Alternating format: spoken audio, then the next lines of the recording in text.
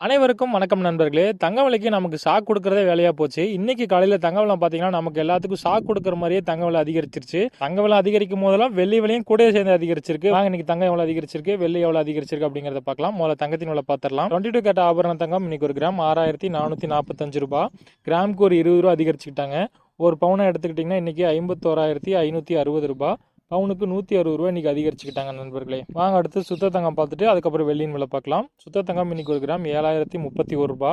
கிராமுக்கு இன்னைக்கு ஒரு ரூ. 22 அதிகரிச்சுக்கிட்டாங்க. ஒரு சவரன் இன்னைக்கு ரூ. 56,248. சவரனுக்கு ரூ. 176 இன்னைக்கு அதிகரிச்சுக்கிட்டாங்க மக்களே. வாங்க அடுத்து வெள்ளியின் விலை பார்க்கலாம். வெள்ளி இன்னைக்கு ஒரு கிராம் பார்த்தீங்கன்னா ரூ. 88.10.